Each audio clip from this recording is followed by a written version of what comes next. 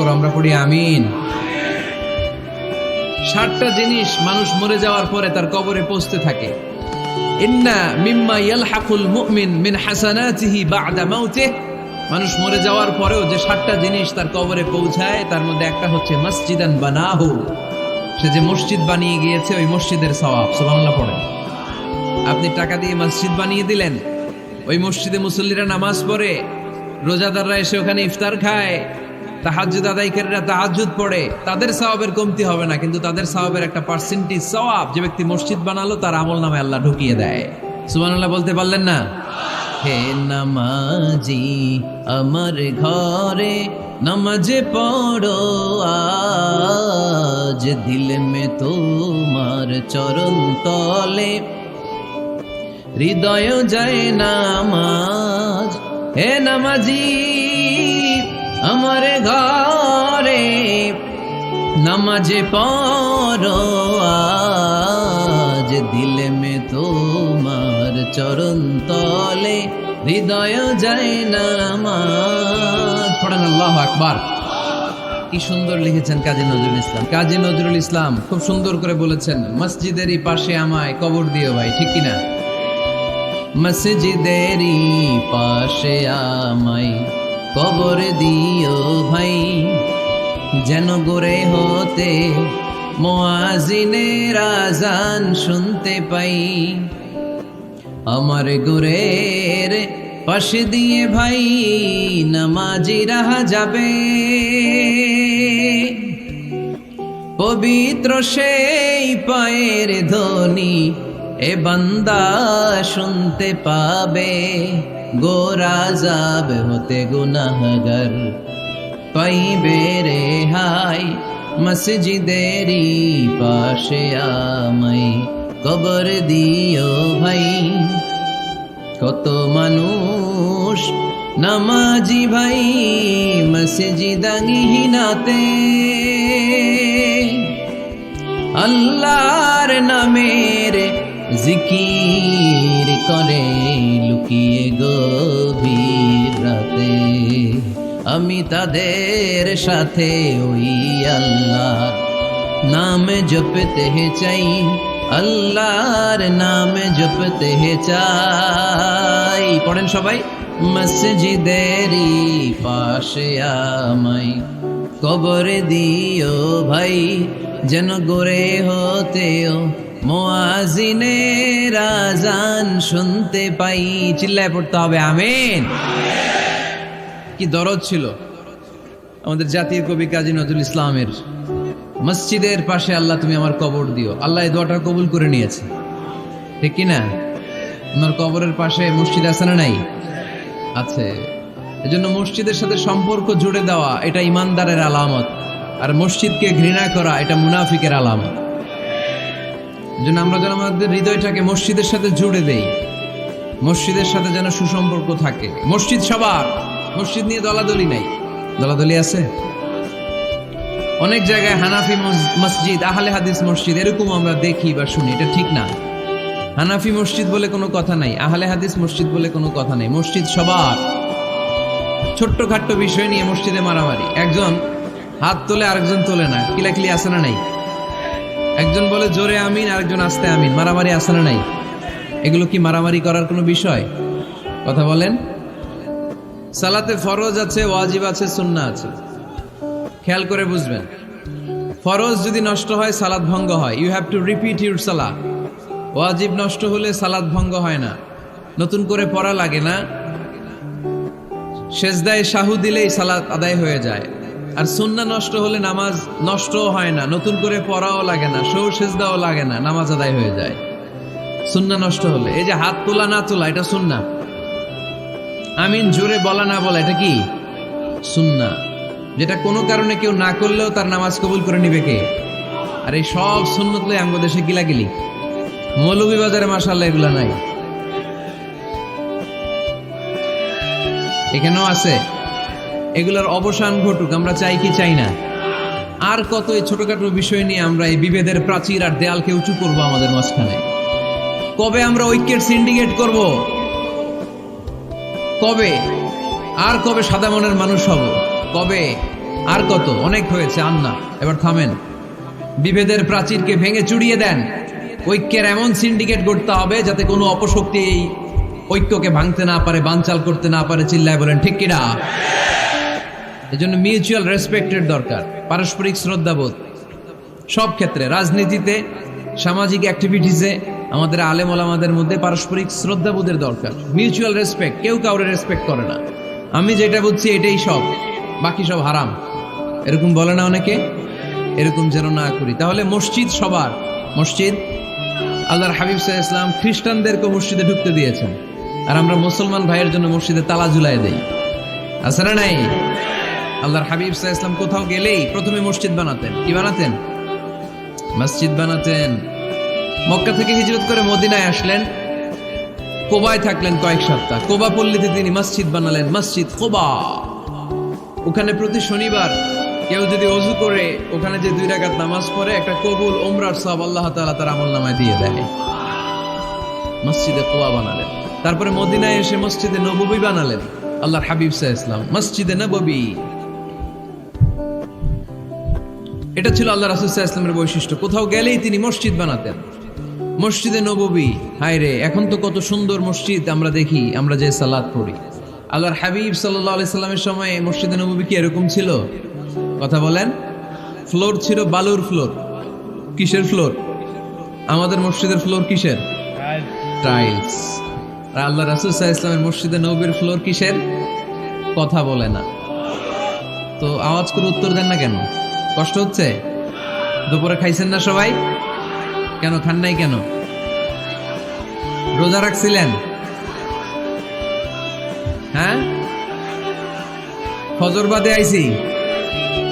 আচ্ছা ঠিক আছে, ঠিক আছে।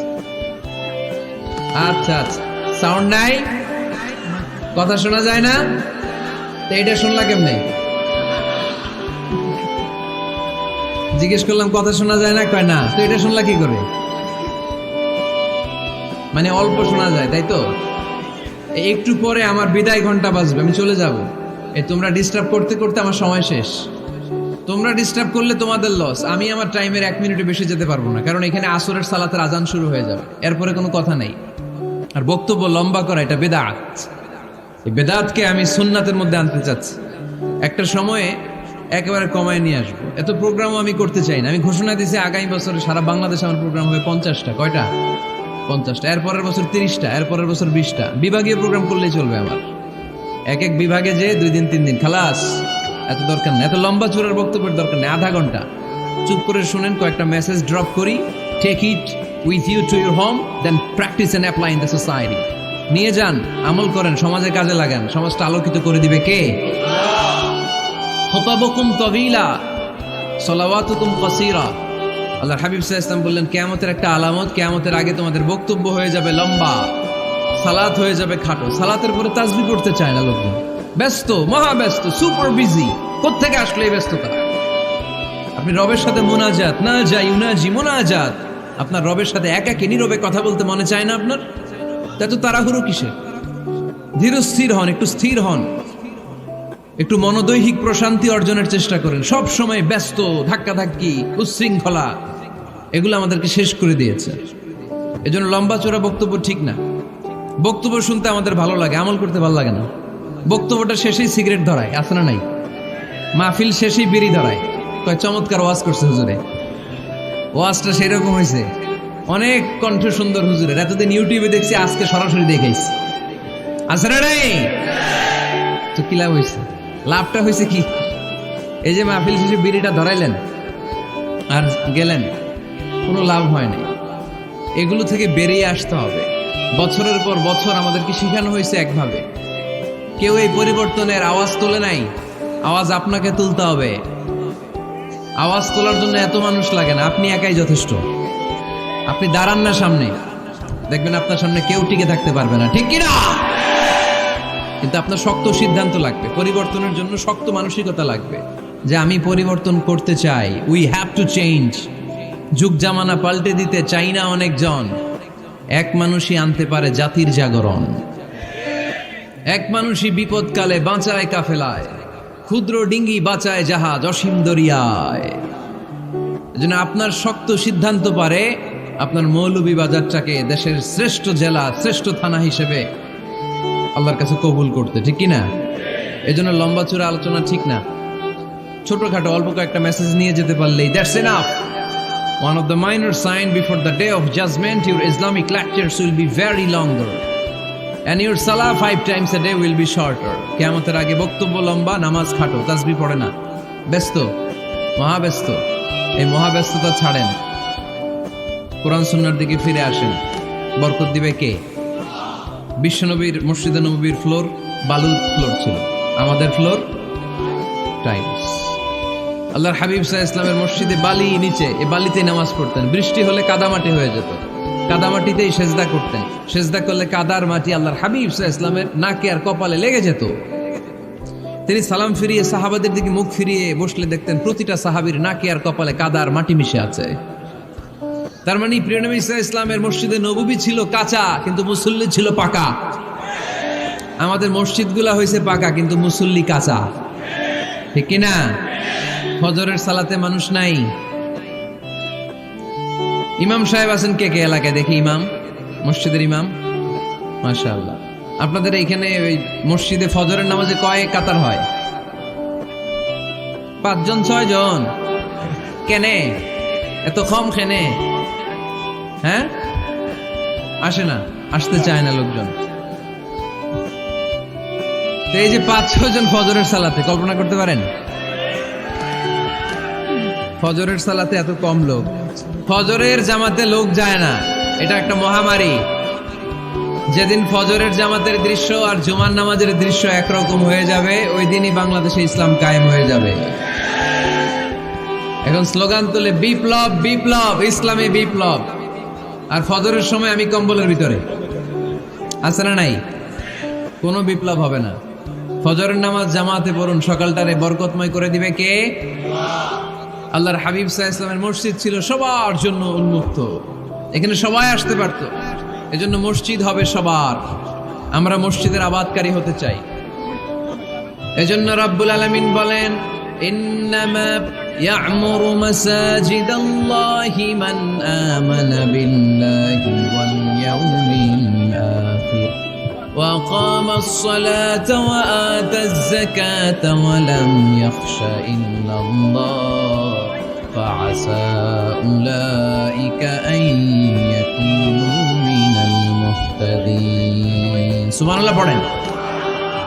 রব্বুল আলামিন বললেন, মসজিদের আবাদকারী হবে তারা যারা আল্লাহর প্রতি ঈমান আনে, আখিরাতের প্রতি ঈমান আনে, যারা সালাত কায়েম করে, যারা যাকাত আদায় করে, যারা দুনিয়ার কাউকে ভয় পায় না, ভয় পায় একজনকে। চিল্লায় বলেন তিনি কে?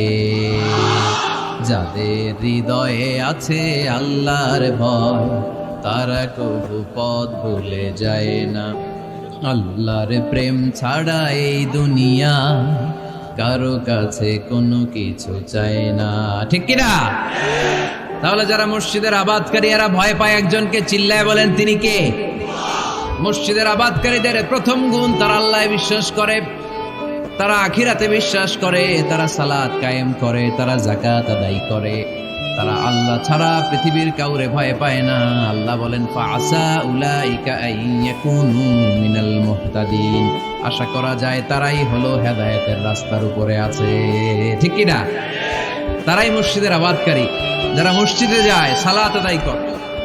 এখন মসজিদের আবাদকারী আপনি হতে চান, আপনি মসজিদে যান না, আপনি আবাদকারী হতে পারবেন? মসজিদের অনেক সভাপতি আছে, মসজিদে যায় না, আছে না নাই? মৌলভীবাজারে এই সমস্যা বোধহয় নাই। মসজিদের সেক্রেটারি মসজিদে যায় না, আছে না নাই? তাহলে হইলো, এটা হইলো, এটা মেনে নেওয়া যায়? এজন্য সভাপতি সাহেবরা, আপনি কষ্ট করে মসজিদ বানিয়েছেন, মসজিদে যাবেন। সভাপতি সাহেব, আপনি মসজিদে যাবেন। সেক্রেটারি সাহেব, আপনি মসজিদে যাবেন। তাহলে আপনি সঠিক মসজিদের আবাদকারী হবেন, ঠিক কিনা? আমরা মসজিদের আবাদকারী হতে চাই, ইনশাআল্লাহ। পড়েন উমরানুল মাসাজিদ। মসজিদের আবাদ কি করে করতে হয়? মসজিদ আবাদ করার 1 নাম্বার মাধ্যম হচ্ছে মসজিদ নির্মাণ করা। কি করা? নির্মাণ করা। খেয়াল করবেন, আল্লাহর হাবিব সাল্লাল্লাহু আলাইহি ওয়াসাল্লাম বলেছেন, মান বানা মসজিদান মিন মালিহি ফিদ দুনিয়া বানাল্লাহু লাহু বাইতান ফিল জান্নাহ। যে ব্যক্তি নিজের পকেটের টাকা খরচ করে দুনিয়াতে মসজিদ বানায়, আল্লাহ তাআলা তার জন্য জান্নাতে ঘর বানায়। 60টা জিনিস মানুষ মরে যাওয়ার পরে তার কবরে পৌঁছতে থাকে। ইন্না মিম্মা ইয়ালহাকুল মুমিন মিন হাসানাতিহি বা'দা মাউতিহি, মানুষ মরে যাওয়ার পরেও যে 60টা জিনিস তার কবরে পৌঁছায় তার মধ্যে একটা হচ্ছে মসজিদান বানাহু, সে যে মসজিদ বানিয়ে গিয়েছে ওই মসজিদের সওয়াব। সুবহানাল্লাহ পড়েন। আপনি টাকা দিয়ে মসজিদ বানিয়ে দিলেন, ওই মসজিদে মুসল্লিরা নামাজ পড়ে, রোজাদাররা এসে ওখানে ইফতার খায়, তাহাজ্জুদ আদায়কারীরা তাহাজ্জুদ পড়ে, তাদের সওয়াবের কমতি হবে না, কিন্তু তাদের সওয়াবের একটা পার্সেন্টেজ সওয়াব যে ব্যক্তি মসজিদ বানালো তার আমলনামায় আল্লাহ ঢুকিয়ে দেয়। এজন্য বেশি বেশি মসজিদ বানাতে রাজি আছেন তো? তাহলে মসজিদ আবাদ করার প্রথম মাধ্যম হচ্ছে মসজিদ বানানো। 2 নম্বর মাধ্যম হচ্ছে মসজিদে যেয়ে জামাতে সালাত আদায় করা। জামাতে সালাতুল জামাআ তাফদুলু সালাতাল ফাযযি বি27 দারাজা। ঘরে নামাজ পড়লে একা একা পড়লে যেই সওয়াব, জামাতে পড়লে 27 গুণ বেশি সওয়াব। সুবহানাল্লাহ বলতে পারলেন না?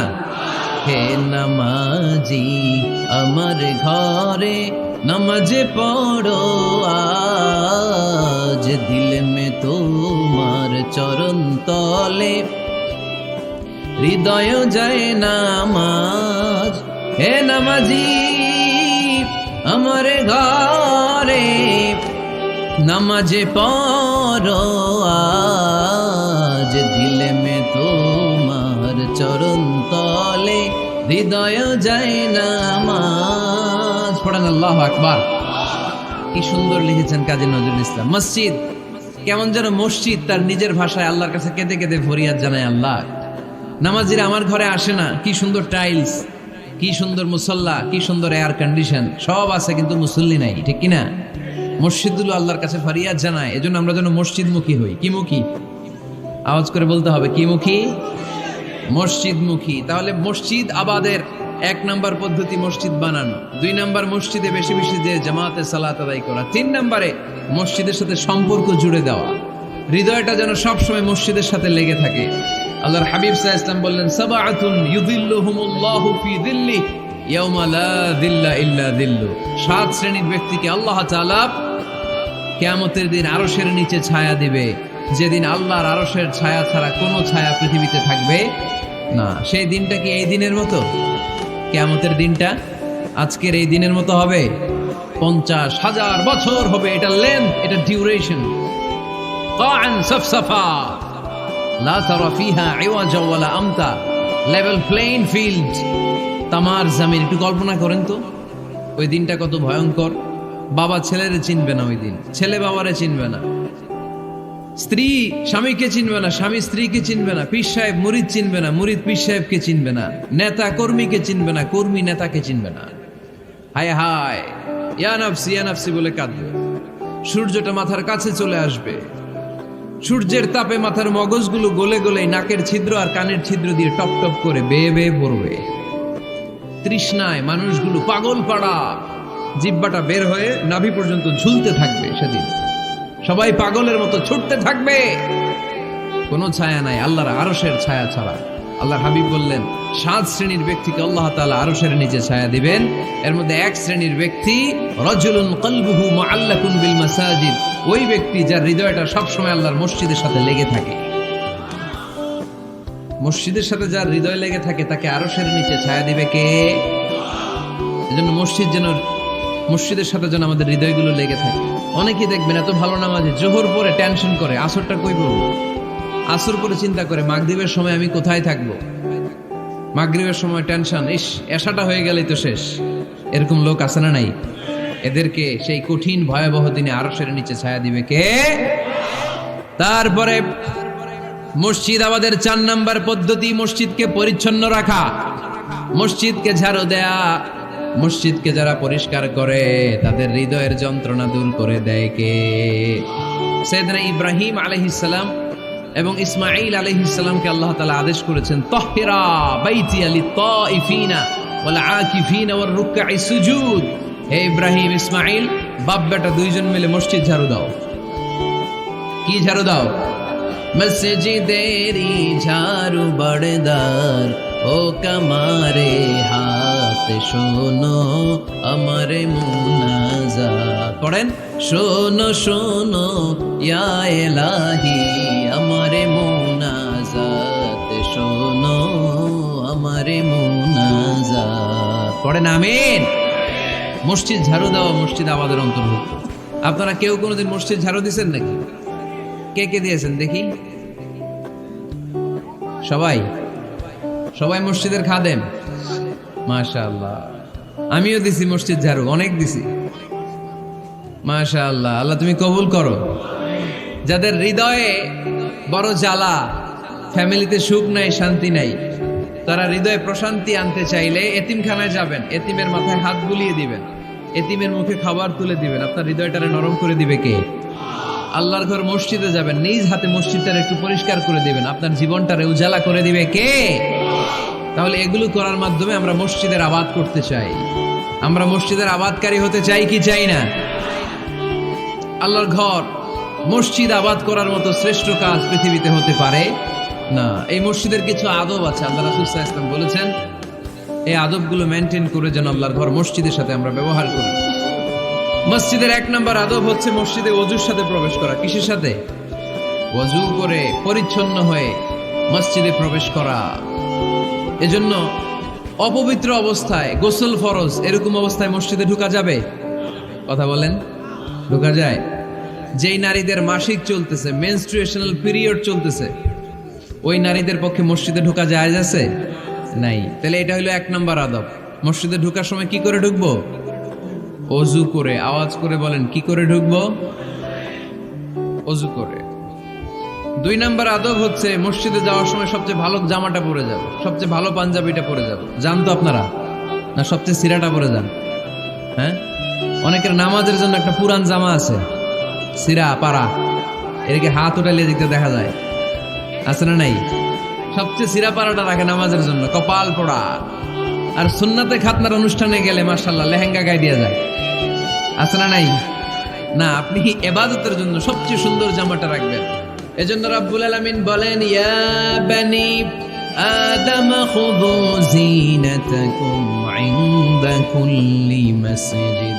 ও বনি আদম, তুমি যখন আল্লাহর ঘর মসজিদে ঢুকবা, ও বনি আদম, তুমি যখন নামাজের মুসল্লায় দাঁড়াবা, তোমার সবচাইতে দামি, সবচাইতে সুন্দর জামাটা গায়ে দিয়ে তুমি নামাজে দাঁড়াও।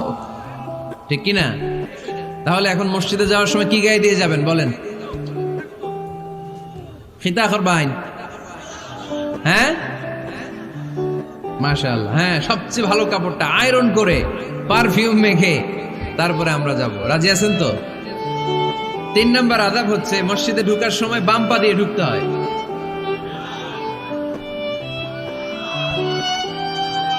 কোন পা? আরো জোরে। এদেরকে গুতা মারা লাগে, নাইলে আওয়াজ বাড়ে না। এরকম ভলিউম টাইট করতে হয়, ভলিউম হাই করলে আর করে বাড়ে, এমনি বলতে চায় না। আর ঘটনা কি? হ্যাঁ, খায় নাই। বদরের যুদ্ধ হয়েছিল রমাদানে, কোন সাহাবী খায় নাই, না খাইয়া একেবারে সাইজ করে দিছে কাফেরদেরকে। আমরা না খেলেও আমাদের হৃদয়ে ইমানি শক্তি আছে না নাই? এই তো বোঝা যাচ্ছে ইমানি শক্তি আছে। এতক্ষণ আছিল কই? তো মসজিদে ঢোকার সময় কোন পা দিয়ে? এগুলো মনে থাকে আমাদের? ভুলা যাই আমরা, খেয়াল থাকে না তো এগুলা। এত কিছু মনের মধ্যে রাখলে এগুলো মনে থাকবে কেমনে? মসজিদে ঢোকার সময় কোন পা? আরো জোরে। বেরোয়ার সময় কোন পা? মনে থাকবে? মসজিদে যখন ঢুকবেন ডান পা দিয়ে ঢুকবেন, আর দোয়া পড়বেন, আউযু বিল্লাহিল আযীম ওয়া বিওয়াজহিল কারীম ওয়া সুলতানিহিল কদীম মিনাশ শাইতানির রাজীম। বিষ্ণু সাল্লাল্লাহু আলাইহি ওয়াসাল্লাম বললেন, যে ব্যক্তি মসজিদে ঢোকার সময় এই দোয়াটা পড়বে, শয়তান আফসোস শুরু করে। সে বলে, হায় হায়, আজকের দিনের জন্য, সারা দিনের জন্য তো তুই আমার ওয়াসওয়াসা থেকে বেঁচে গেলি। আজকের সারা দিনের জন্য তোরে আমি হারালাম, আজকের সারাটা দিন আল্লাহর পক্ষ থেকে প্রোটেকশন নিয়ে তুই বেঁচে গেলি। আজকের জন্য যা, কালকে তোরে আমি ধরবো। এজন্য এই দোয়াটা পড়ার দরকার আছে না? আউযু বিল্লাহিল আযীম ওয়া বিওয়াজহিল কারীম ওয়া সুলতানিহিল কদীম মিনাশ শাইতানির রাজীম। 4টা বাক্যের দোয়া। মুখস্থ করতে কষ্ট হলে যে ইউটিউবে চলে যাবে আজকেই, ওখান থেকে শুনে আপনারা মুখস্থ করে নেবেন। এই দোয়াটা পড়বেন, তাহলে ওই দিনের জন্য শয়তানের ওয়াসওয়াসা, টেম্পটেশন, প্রভোকেশন থেকে আপনি আল্লাহ তাআলার প্রোটেকশনে চলে গেলেন। সুবহানাল্লাহ পড়েন। তারপর আল্লাহর হাবিব বললেন, ঢোকার আগে আমারে সালাম দাও। পড়বেন, আসসালামু আলাইকা আইয়ুহান নাবিয়্যু ওয়া রাহমাতুল্লাহি ওয়া বারাকাত। এই দুইটা জিনিস যখন করে ফেললেন তখন ডান পা দিয়ে পড়বেন আল্লাহুম্মা আফতাহ লি আবওয়াবা রাহমাতিক। সুবহানাল্লাহ পড়েন। আল্লাহুম্মা আফতাহ লি, ও আল্লাহ আমার জন্য তুমি খুলে দাও আবওয়াবা রাহমাতিক, তোমার রহমতের দরজা। তার মানে মসজিদে ঢুকলে রহমত পাওয়া যায় কি যায় না? মসজিদে ঢুকলে পাওয়া যায় রহমত, মসজিদের বাইরে রহমতের কথা আল্লাহ বলে নাই। মসজিদের ভিতরে রহমত। কোথায় রহমত? কোথায়? মসজিদের ভিতরে রহমত আছে না? তার প্রমাণ মসজিদে ঢুকলেই শান্তি লাগে কেমন জানি, আর ঘুমে ধরে। মসজিদে ঘুমাইছেন কারা কারা দেখি? সবাই ঘুমাইছেন? আরে আমি কত ঘুমাইছি। জুমার নামাজের সময় যে কি ঘুম আসে, আসে আসে কমন পড়ছে, একেবারে কমন পড়ে গেছে। ঘুম আসে কারণ রহমতের ঝিরি ঝিরি বাড়ি ধারা আল্লাহ তাআলা আরশের উপর থেকে নাজিল করতে থাকে। আর এই রহমতের কারণে হৃদয়টা প্রশান্ত হয়ে যায়, অনেকের ঘুমও চলে আসে, ঠিক কি না? এজন্য আল্লাহুম্মা আফতাহ লি আবওয়াবা রাহমাতিক, ও আল্লাহ তোমার রহমতের দরজাগুলো আমার জন্য খুলে দাও। এই দোয়া পড়লে রহমতের দরজা খুলে দেয় কে? আবার মসজিদ থেকে যখন বের হবেন তখন কোন পা দিয়ে? জোরে বলেন। বাম পা দিয়ে কি পড়বেন? আল্লাহুম্মা ইন্নী আসআলুকা মিন ফাদলিক, ও আল্লাহ তোমার কাছে আমি তোমার পক্ষ থেকে ফদল চাই, মানে রিজিক চাই। রিজিক দেওয়ার মালিক কে? তার মানে খুব সোজা সাপটা কথা হচ্ছে, মসজিদের ভিতরে পাওয়া যায় রহমত, আর বাইরে পাওয়া যায় ফদল বা রিজিক। বাইরে পাওয়া যায় কি? রিজিক। মসজিদের ভিতরে রিজিক আছে। তার মানে সারাদিন মসজিদে বসে থাকলে রিজিক মিলবে? নামাজের সময় নামাজ পড়তে হবে, কাজের সময় কাজ করতে হবে। এটাই হচ্ছে ইসলামের বিধান। নামাজের সময় নামাজ, কাজের সময়। আমি প্রশ্ন করব, আওয়াজ করে উত্তর দেন। নামাজের সময়, কাজের সময়, নামাজের সময়, কাজের সময়। এটা মনে থাকবে। এজন্য আল্লাহ বললেন ফাইদা কুদিয়াতিস সালাতু ফান্তাশিরু ফিল আরদি ওয়াবতাগু মিন ফাদলিল্লাহ। যখন তোমাদের সালাত শেষ হয়ে যায়, আল্লাহর রিজিক অন্বেষণের জন্য আল্লাহর জমিনে তোমরা ছড়িয়ে যাও। নামাজের সময় আসবেন, নামাজ শেষ বের হয়ে যান। ফান্তাশিরু ফিল আরদ, জমিনে ছড়িয়ে পড়ো। নামাজ শেষ চেয়ারম্যান সাহেব চলে যাবে ইউনিয়ন পরিষদের ভেতরে, ছাত্ররা চলে যাবে হাই স্কুলে, মেম্বার অফ দ্য পার্লামেন্ট চলে যাবে সংসদে, সেনাবাহিনীর লোকেরা চলে যাবে ক্যান্টনমেন্টে, ব্যবসায়ীরা চলে যাবে তাদের বাজারে, সিএনজি ওয়ালারা সিএনজি নিয়ে ব্যবসা শুরু করবে, রাস্তায় নেমে যাবে, চিল্লায় বলেন ঠিক কিনা? এটাই ইসলামের বিধান। নামাজের সময় নামাজ, কাজের সময়। আচ্ছা, তাহলে প্রথম সুন্নাত পেলাম, পবিত্র হয়ে ঢুকবো, ভালো জামা পরে ঢুকবো। 2 নাম্বার। 3 নাম্বার, ঢোকার সময় কোন পা, বের হওয়ার সময়। 4 নাম্বার, মসজিদে ঢুকে 2 রাকাত। মসজিদে ঢুকে কয় রাকাত পড়েন আপনারা? তাহিয়াতুল মসজিদ। মসজিদে আপনি ওয়েলকাম জানাবেন, ঢুকেই 2 রাকাত পড়বেন, ওযু করলেই 2 রাকাত। আল্লাহর হাবিব সাল্লাল্লাহু আলাইহি ওয়াসাল্লাম মসজিদে নববীতে জুমার খুতবা দিচ্ছেন। খুতবা চলাকালীন সময়ে এক সাহাবী এসে মসজিদের মধ্যে বসে পড়লেন। আল্লাহর হাবিব সাল্লাল্লাহু আলাইহি ওয়াসাল্লাম সাহাবীরে বললেন দাঁড়াও। সাহাবী দাঁড়ালেন। আল্লাহর নবী জিজ্ঞেস করলেন কেন বসে বললা? 2 রাকাত পড়ছো নাকি? সাহাবী বলে পড়ি নাই। বিশ্বনবী বললেন তাহলে তাড়াতাড়ি 2 রাকাত নামাজ পড়ে বসে যাও। সুবহানাল্লাহ পড়ো। 2 রাকাত পড়ো নাই তো পড়ো, দাঁড়াও, তারপরে বসো। দেখেন খুতবা চলাকালীন সময়ে আমাদের খতিবরা কখনো খুতবা থামায়? কথা বুঝেন নাই? জুমার খুতবা আপনারা শুনেন না? খুতবা চলতেছে, ওই মুহূর্তে ইমাম সাহেবরা কখনো খুতবা থামায়? মাঝখানে কোনো ঝামেলা হলে থামায় না।